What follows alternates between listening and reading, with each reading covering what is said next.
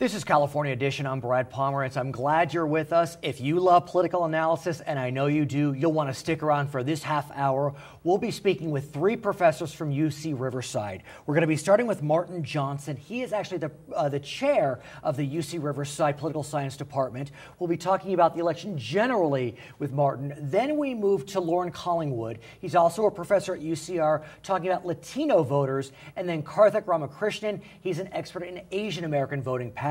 Professor Johnson, Chair Johnson, thank you for joining us. We appreciate it. Thanks a lot for having me. It's been an exciting 2012, and I want to talk more generally about the election and get your sense as to what happened on November, is it 6th, 5th? November 6th, 2012. What happened? Well, we saw the re-election of President Obama and the defeat of Governor Romney in a spirited contest that went down to the wire. What's interesting about Mr. Obama's re-election is that it was a re-election. Sure. It's one thing to elect an African-American man to president. It's another thing to re-elect him. I mean, that really says a lot about America. Well, it says a lot about President Obama, right? I mean, this is a candidate who came into office and showed his leadership over 4 years, and voters, certainly enough voters, appreciated the job that he was trying to do and reelected him. Now, when you said it went down to the wire, did it really, though? I mean, were we in the media just feeding a narrative that President Obama was in a tight race, and in the end, he was always going to win by 3-4 points just like he did?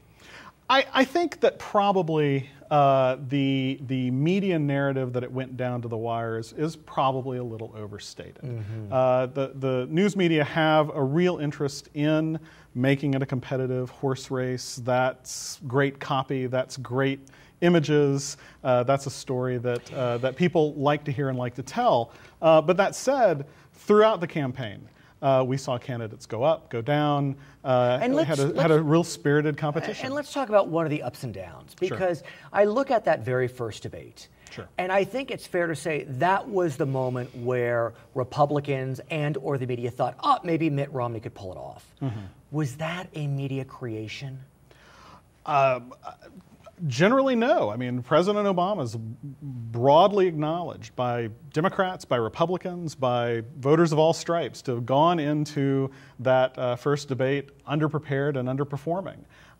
He probably didn't do as poorly as it was reported, but he certainly did not match expectations, and Governor Romney certainly exceeded expectations. Let's back up a few weeks from there and talk about the infamous 47% comment. Sure. Of course, Mitt Romney was caught on camera talking about how 47% of the country would never vote for him because they get handouts from the government, and I don't support that. Sure. This is something that I think is going to be the subject of conversation inside the Republican Party for the next little bit of political time, figuring out how to think about, how to talk about, how to work with minority voters and underrepresented voters. That they clearly got it wrong in this election.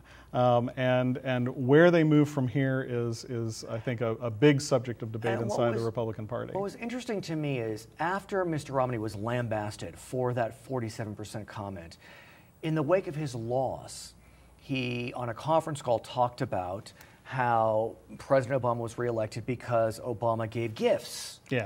To, I'm not sure all the communities he was referencing, but he gave gifts. Yeah, this is, basically Romney held on to it, held on to that mentality of, insinuating vote buying and that sort of thing. Right. And he was leapt upon by a increasingly vocal segment of the Republican Party. Governor Bobby Jindal, Governor Scott Walker, Governor Chris Christie, politicians who recognize that these growing communities are not. The future of the Republican Party does not lie in alienating these growing communities. So do you believe that the Republicans snatched defeat from the jaws of victory Or was it just not winnable in the final analysis for any Republican nominee? Oh no, I think it was winnable. I think that there was a very vigorous competition of ideas and a heated conversation throughout this election year. I think Obama's vulnerability was probably overplayed to a certain extent, but I don't think it was his to lose. I think he still had to come out and campaign and win it. I want to talk to you about money. Sure. We know that more money was spent during this election cycle than in the history of this country, and not just because of inflation, because of a U.S. Supreme Court decision called Citizens United, which allowed the spending, the anonymous spending of money by corporations, individuals, etc. In the final analysis, did the spending of billions of dollars really matter? Well, it certainly did to the residents of those battleground states. And the TV stations. And the TV stations that made tons of money over the course of the last several months. So it certainly matters. There were things about the way the money was raised and how it had to be spent that ended up sort of equalizing the resources of the Democrats and the Republicans. So President Obama was really effective at raising money for his campaign. Okay. He had a campaign war chest that outstripped Governor Romney's campaign war chest. On the Republican side, there was a much greater emphasis on these independent expenditure committees, these so-called super PACs. Karl Rove, American Crossroads, Restore Our Future as a big one that was supporting Governor Romney. They had a tremendous amount of money for this election. Different rules govern how super PACs and independent expenditure committees can spend their money on television compared to campaigns. Okay. The Federal Communication Commission has federal regulations that give this extremely favorable treatment in terms of ad rates to campaign committees. So President Obama has in the bank this hard money associated with his campaign that is buying much cheaper spots with ad buys placed much farther in advance, further minimizing those costs. While complementing this, these super PACs are coming in at the last minute and paying much higher rates, much higher rates for the same ad time. So you would hear at the end, particularly of this race, a $12 million ad buy here, an $8 million ad buy there. What that money was buying for those independent expenditure committees was much less than what campaign money could buy. So in your mind, where does the Republican Party go from here when they lost ethnic communities by 70% or more? Asian Americans, Latino Americans, African Americans, Jewish Americans. I mean, it was really a blowout. I think that they are going to have their internal conversation and really figure out what the Republican Party is going to be and what the Republican Party is going to stand for. And that's a process we're going to see playing out over the next several months. Where does the Democratic Party go from here? Because while they did very well with ethnic communities, Barack Obama's percentage of the white vote was down. He didn't break 40% amongst white voters. Well, I think a similar conversation is going to take place, but I think the bottom line for Democrats is they've got to do a good job of governing. At the same time, and I plan on asking this of your colleagues, I wonder if the fact that Barack Obama is also of color helped him with these ethnic communities. And if, for example, Hillary Clinton or Joe Biden is the Democratic nominee, they are not of color, will that therefore dilute the advantage that Mr. Obama had with this growing ethnic population? Sure. So, there is perhaps a sense in which persons of color could look at President Obama and say, gosh, maybe he's like me, maybe this is somebody that I want to support. But all voters are listening to candidates and the policies that the candidates are advocating and their perspectives on important issues of the day. I wouldn't be so quick to say that an Anglo candidate can't campaign well among these underrepresented minority groups. His name is Martin Johnson. He is the chair of UC Riverside's Political Science Department. When we come back, we'll be speaking with Loren Collingwood, also a professor at UC Riverside. I'm Brad Pomerance. We'll be right back on California Edition.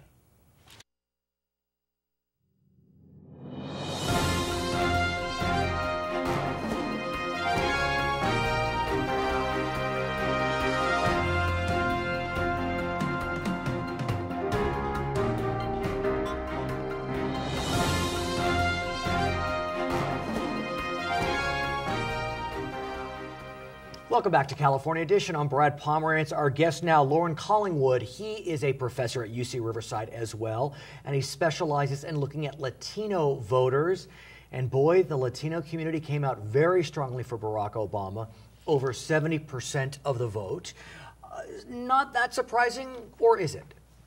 It's not that surprising until you look at the 2004 vote, which Kerry did not nearly as well. Bush got about 44% of the vote according to exit polls in 2004. Right. And then 2008 is similar to what Obama did, but what was so unique about 2012 is that Obama was able to maintain and even increase the size of the Latino electorate. And what's remarkable is Barack Obama made inroads in communities, in the Latino community, that no one expected he could. For example, Cuban Americans. I mean, I gotta tell you, I thought Florida was gone for Barack Obama. I did not think he was going to pull it out, but he did. And many folks say it's because he was able to neutralize the Latino community as it relates to Cuban Americans, and he was able to stave off big losses amongst Jewish Americans. Here's the point. In 2004, Kerry got 44% among the Latino vote in Florida. Right. Obama got 58% according to exit polls. And that is primarily because of the young Latinos. The young Latinos are heavily splitting towards Barack Obama. Right. And so the Republicans now have to do something with Marco Rubio and hopefully Ted Cruz in order to bring some of those Latinos back into the Republican And camp. Marco Rubio, senator from Florida, Ted Cruz, the new senator from the state of Texas, and by many accounts a Tea Party favorite, not a, quote, moderate Republican, but really comes from the right side of the ledger. What's interesting about the Latino vote this year, Professor, is that there are certain states that you can point to and pretty persuasively argue that it was the Latino voter that gave Barack Obama the margin. Yeah, absolutely. And probably the most important state on that metric is Colorado. Obama won 88% of the Latino vote in Colorado. Nationally, he won about 72 to 75%. Right. So we see about a 13 to 15% increase in Colorado due to his very high level of mobilization. About 59% of Latino voters in Colorado received a form of voter contact. And let's talk about New Mexico. I remember in 2000, that was a squeaker for Al Gore. It was barely even a battleground state this time around. In fact, it wasn't really a battleground. It was only there because people put there originally and they didn't want to then have to do polls among other states. Right. Nevada, another state that was seen as very close going in, and yet where was the Latino voter? Huge for Obama, about 80% for Obama in that state, Obama's second biggest state among Latinos. And what's so interesting about Nevada is the size of the electorate from 2004 to 2008 among Latinos has shifted from 10 to 19%, so it's basically doubled. And Republicans have not done a very good job in that state at all of mobilizing those voters. Now, one state I would not have expected that the Latino vote would play a pivotal role would be Virginia. But you would argue that Latinos did actually play a persuasive role in the ultimate victory for Mr. Obama. So Virginia was going in probably, the 3 or 4 days before the election. Virginia was probably the tightest race. It was the most competitive in terms of you could not tell who was going to win. And so in that sense, even though, according to exit polls, Obama only got 66% of the Latino vote, which is below his average nationally, nevertheless, the vote of Latinos there was 5%, an increase of 2 points over 2004. So you can say there, especially in the area right around Washington, D.C., in the Beltway, that's where the majority of Latinos live in that state. I think it's fair to say, and many pundits, excluding myself, have said that the Republican Party is in a free fall as it relates to Latino voters. I've seen pundits say that the Republican brand is poison to Latino voters. Do you think the situation is that dire for Republicans as it relates to Latino voters? Right. No, because there is Jeb Bush, there's Marco Rubio, there's Ted Cruz. They at least have the argument that they can make the argument that we have Latinos in that represent the Republican Party. And so an example of this is Michael Steele, who ran for Senate in 2006, an African-American. In Maryland. Won 25% of the African-American vote, compared to what is normal for African-Americans voting for Republican is 10 points. I understand. So it's not that dire, but they do need to make some serious policy changes on immigration particularly. But let's talk about California. To say that it was a Democratic tidal wave could only be described as an understatement. Every single competitive race and some non-competitive races went Democratic. The Latino vote, I think, was around the national average for Barack Obama, 72-ish%. What do the Republicans do in California? There's not a whole lot Republicans can do in California. I mean, they need to protect, they need to protect their base, but they need to be as completely open to Latinos in terms of immigration and those issues. But there's not a whole lot of space for Republicans. They basically are going to have to wait till Democrats do something that really is stupid, which can happen in politics, by the way. No doubt. So let's talk about the Democratic Party. Obviously, they have been able to consolidate and create winning coalitions, but still, I mean, they're only getting 39%, 40% of the white vote, and that is a small number for the majority population nationally. Yes, they're consolidating amongst minority groups. What do the Democrats do, and we can focus on Latinos, as they look forward into 2014, 16, and beyond? The biggest challenge for Democrats is taking the Obama coalition and moving it 4 years ahead. The organization and the micro-targeting, basically the ground game that Obama had was so strong. I know a lot of people work on that campaign and have very high levels of statistical ability, and the micro-targeting that you would get an ad or you would get a piece of mail directly to you in a way that was fashioned to you. The Romney campaign didn't do that. Now, whether the Democrats will be able to take that and move that into 2016 is going to be challenging, because they're going to start with a whole new program. Like Hillary Clinton, let's say she's the front runner. Right. How well is her network in terms of this? Let's talk about that. How important was it that Barack Obama also happened to have been someone of color? I mean, is that the reason why you see such large margins amongst ethnic communities? Will a white candidate, be it a man or a woman with the Democratic flag behind them, be able to carry ethnic communities so strongly?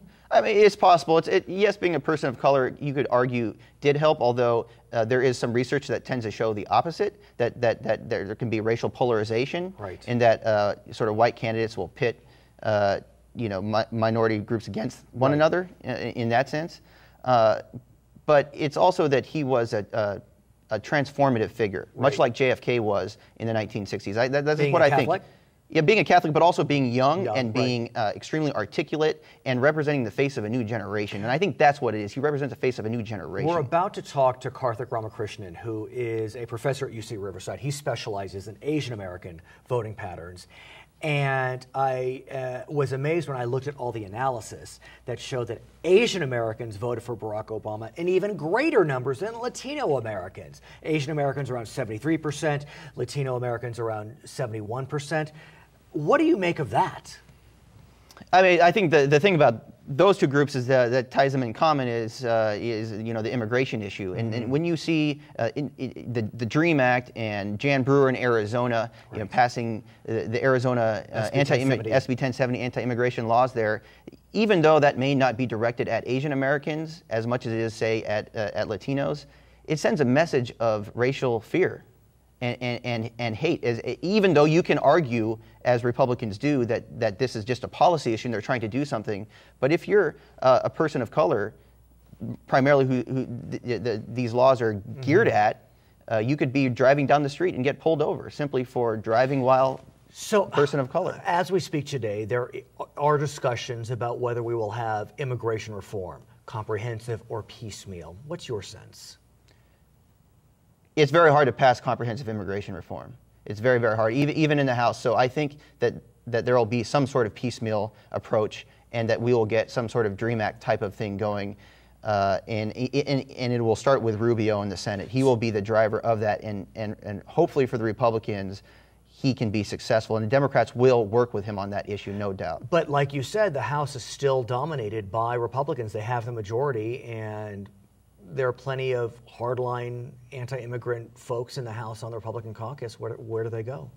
Well, there's probably just large enough number of Republicans in the House that would be able to negotiate with the Democrats on that issue. Okay. His name is Loren Collingwood. He is a professor at UC Riverside. When we come back, we'll speak with one of his colleagues, Karthick Ramakrishnan, about Asian American voting patterns in 2012. I'm Brad Pomerance. We'll be right back.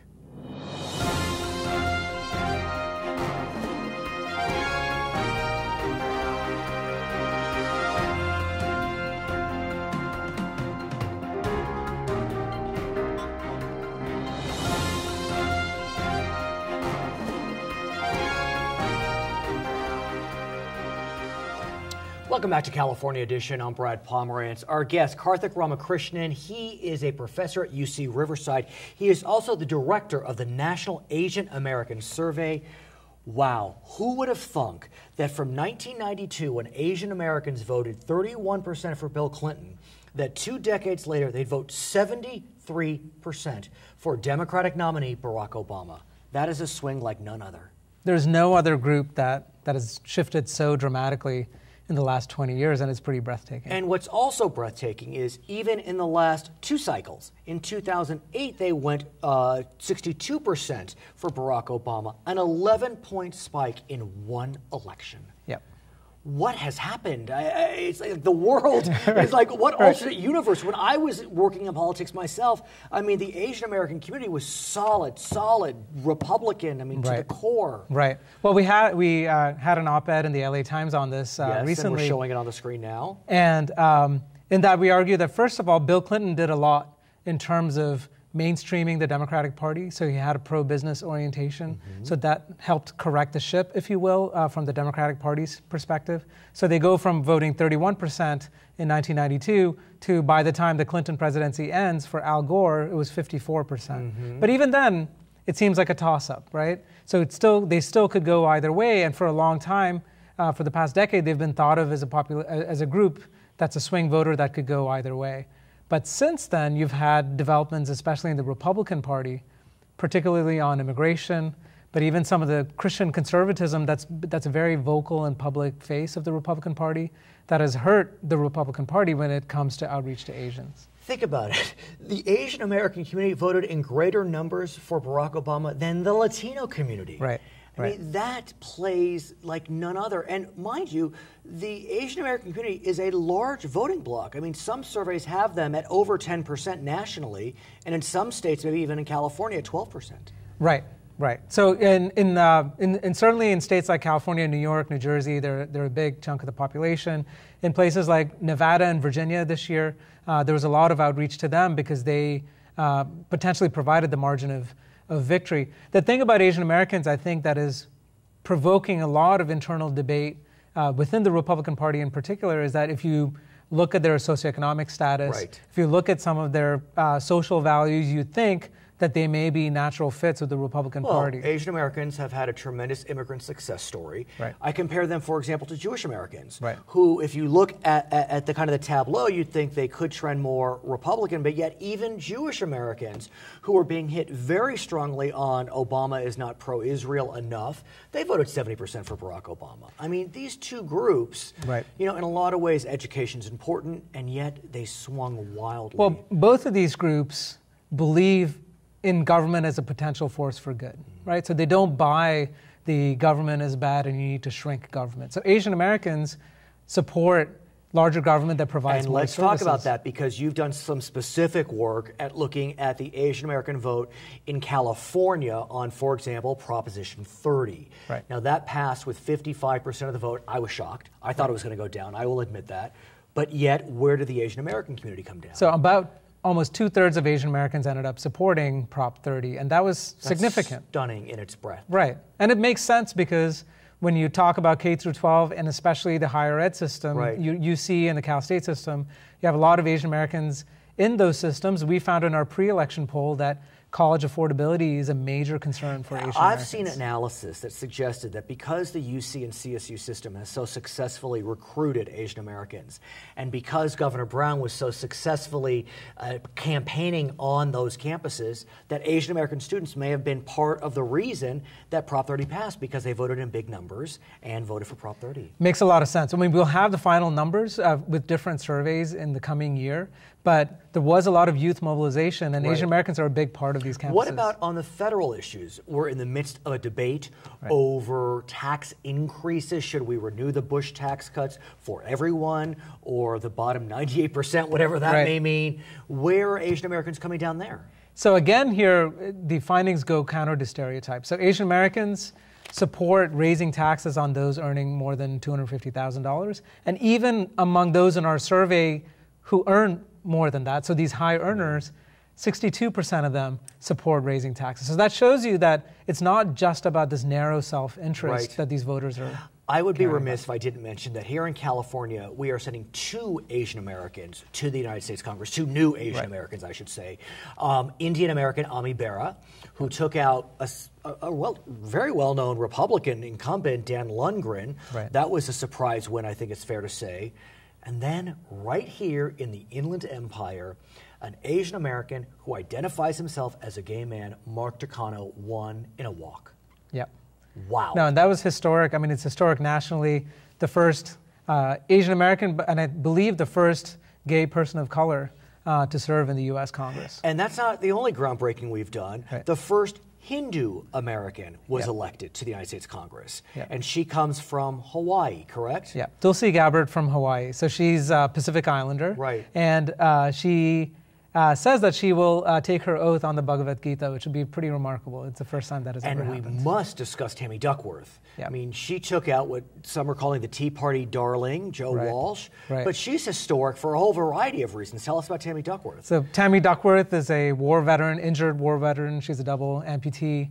And she's already served in the Obama cabinet before. Veterans Affairs, right.